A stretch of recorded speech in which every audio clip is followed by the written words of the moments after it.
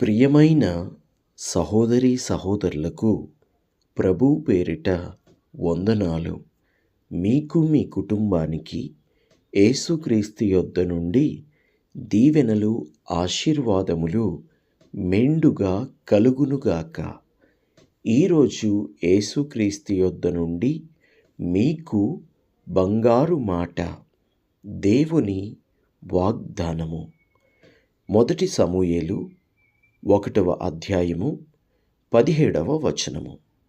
నీవు చేసుకొనిన మనవి ఆయన దయచేయునుగాక. వాక్యం వింటున్న ప్రియబిడ్డ, నీవు చేసిన ప్రతి మనవి దేవుడు నీకు దయచేయబోచున్నాడు. తప్పక నీవు ఆయనిచ్చే ఆశీర్వాదాలు పొందుకోబోతున్నావు. దేవునికి మహిమ కలుగునుగాక. పరిశుద్ధ గ్రంథంలో ఈ యొక్క చరిత్ర ఎవరిని గురించి అనగా, ఈ యొక్క చరిత్ర హన్నా గురించి. పరిశుద్ధ గ్రంథంలో హన్నా యొక్క సాక్ష్యము గొప్పది.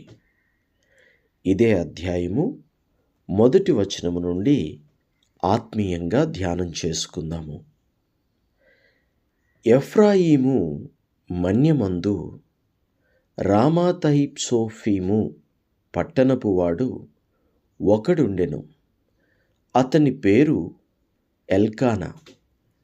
అతడు ఎఫ్రాయిమీయుడైన నూపునకు పుట్టిన తోహు కుమారుడైన ఎలీహునకు జననమైన యెరోహాము కుమారుడు. అతనికి 2 భార్యలుండిరి. వీరిలో ఒకదాని పేరు హన్నా, రెండవ దాని పేరు పెనిన్నా. పెనిన్నాకు పిల్లలు కలిగిరి గాని హన్నాకు పిల్లలు లేకపోయిరి. అతడు షీలోహునందు సైన్యముల కధిపతియగు యెహోవాకు మ్రొక్కుటకును బలి అర్పించుటకును ఏటేటా తన పట్టణము విడిచి అచ్చటికి పోవుచుండెను.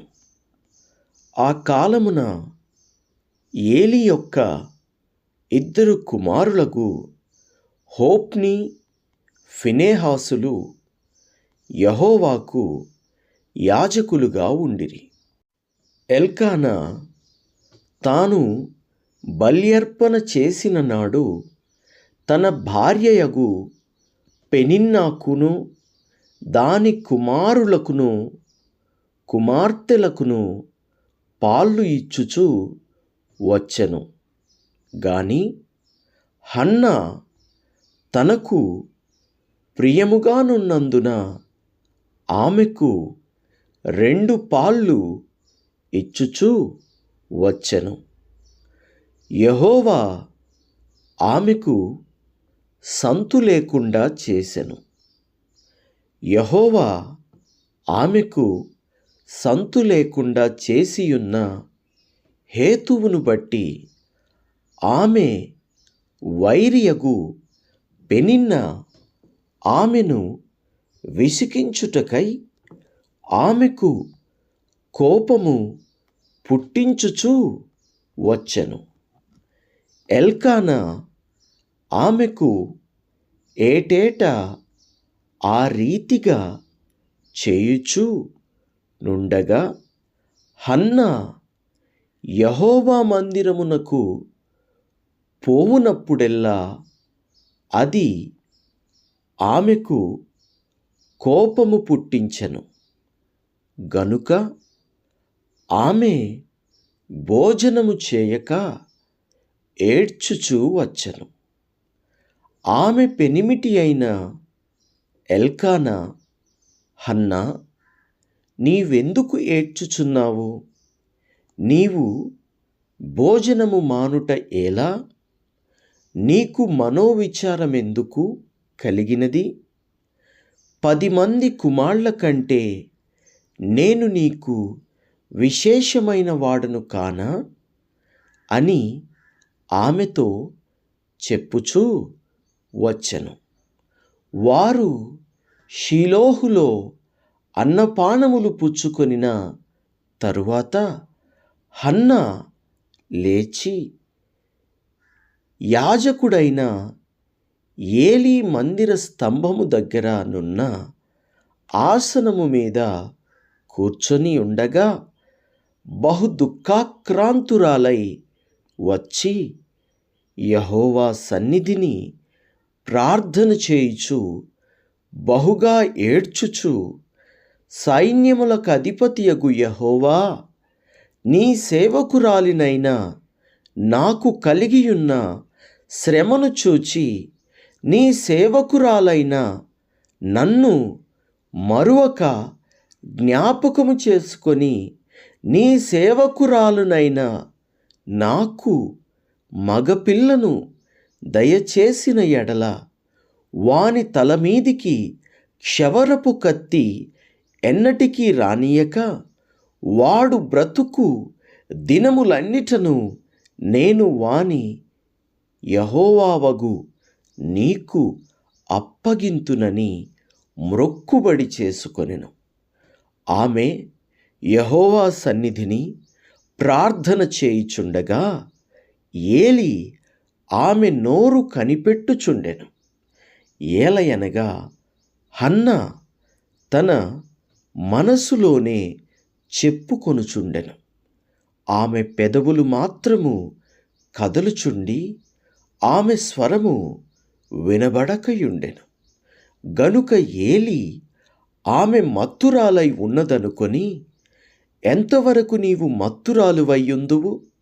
నీవు ద్రాక్షరసమును నీ యొద్ద నుండి తీసివెయ్యుమని చెప్పగా హన్నా, అది కాదు నా ఏలినవాడా, నేను మనోదుఃఖము గలదాననై ఉన్నాను. నేను ద్రాక్షరసమునైనను మద్యమునైనను పానము చేయలేదు, గాని నా ఆత్మను యెహోవా సన్నిధిని కుమ్మరించుకొనుచున్నాను. నీ సేవకురాలినైన నన్ను పనికిమాలిన దానిగా ఎంచవద్దు. అత్యంత కోపకారణమును బట్టి బహుగా నిట్టూర్పులు విడుచుచు నాలో నేను చెప్పుకొంచుంటిని అనెను. అంతట ఏలీ, నీవు క్షేమముగా వెళ్ళుము, ఇశ్రాయేలు దేవునితో నీవు చేసుకొనిన మనవి ఆయన దయచేయునుగాక అని ఆమెతో చెప్పగా ఆమె అతనితో, నీ సేవకురాలినైన నేను నీ దృష్టికి కృపనొందుదునుగాక అనెను. తరువాత ఆ స్త్రీ తన దారిని వెళ్ళిపోయి భోజనము చేయుచు నాట నుండి దుఃఖముఖిగా నుండుట మానెను. తరువాత వారు ఉదయమందు వేగిరమే లేచి యెహోవాకు మ్రొక్కి తిరిగి రామాలోని తమ ఇంటికి వచ్చిరి.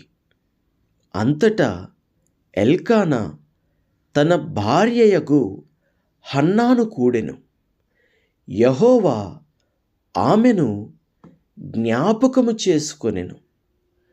గనుక హన్నా గర్భము ధరించి దినములు నిండినప్పుడు ఒక కుమారుణ్ణి కనెను.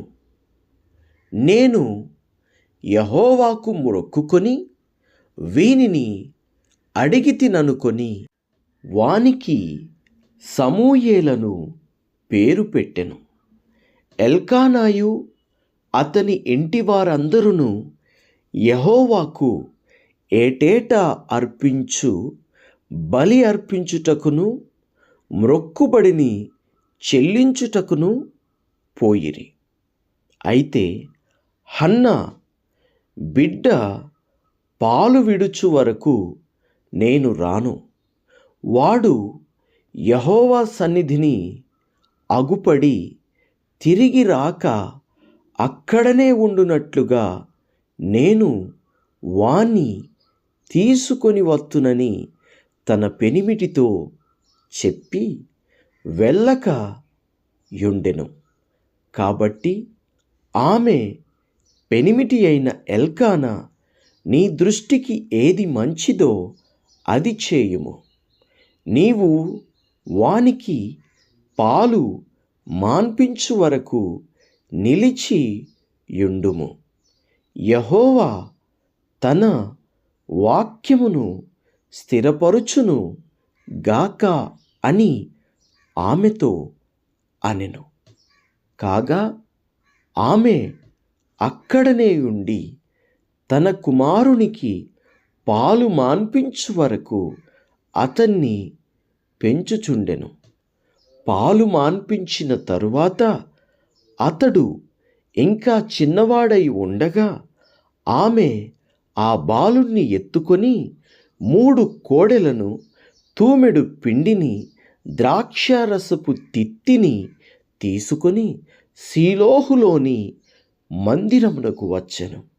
వారు 1 కోడెను వధించి పిల్లవానిని ఏలి యొద్దకు తీసుకొని వచ్చినప్పుడు ఆమె అతనితో ఇట్లనెను, నా ఏలినవాడా, నా ఏలిన వాని ప్రాణము తోడు నీ యొద్ద నిలిచి యెహోవాను ప్రార్థన చేసిన స్త్రీని నేనే. ఈ బిడ్డను దయచేయుమని యెహోవాతో నేను చేసిన మనవి ఆయన నాకనుగ్రహించెను.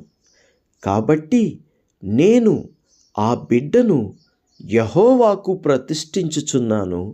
తాను బ్రతుకు దినములన్నిటను వాడు యెహోవాకు ప్రతిష్ఠితుడని చెప్పెను.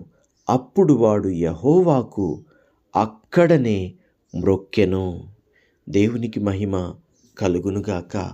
ఎంత మంచి సాక్ష్యమో చూడండి. గర్భఫలము లేని ఆమె యెహోవా సన్నిధికి వెళ్ళి ఏడ్చినప్పుడు యెహోవా ఆమె మొర ఆలకించాడు. తరువాత ఆమె గర్భము ధరించింది. ఆ తరువాత ఆమె ఆ పిల్లవాణ్ణి పాలు మరిచిన తరువాత యెహోవాకే అర్పించింది. దేవునికి మహిమ కలుగునుగాక. మాట ఇచ్చి మాట మీద నిలబడింది. దేవుడు ఆమె కన్నీటిని తుడిచాడు. సేవకుడైన ఆ యాజకుని మాట దేవుడు నెరవేర్చాడు. దేవునికే మహిమ కలుగునుగాక. ప్రార్థన. తండ్రి, నీకు వందనాలు. దేవా, నీ సన్నిధికి వచ్చి విశ్వాసంతో ప్రార్థించి కార్చిన ప్రతి కన్నీటి బొట్టుని చూచి జవాబు దయచేసే దేవుడవు. తండ్రి, మ్రొక్కుబడులు ఆలకించి తండ్రి నువ్వు కార్యం చేసే దేవుడవు. నీ సేవకుని మాటను రూఢిపరచు దేవుడవు. తండ్రి, నీకు వందనాలు. హన్నా జీవితంలో జరిగిన ఈ గొప్ప కార్యాన్ని బట్టి నీకే స్తుతులు, స్తోత్రాలు. తండ్రి, అటువంటి హృదయం, అటువంటి ప్రార్థన, అటువంటి విశ్వాసం ఈ వాక్యం వింటున్న ప్రతి ఒక్క బిడ్డకు అనుగ్రహించుమని యేసు నామములో ప్రార్థించుచున్నాము తండ్రి. Amen, amen, amen. నీ కృప మా అందరి మీద నిలిచి ఉండునుగాక. ఆమెన్.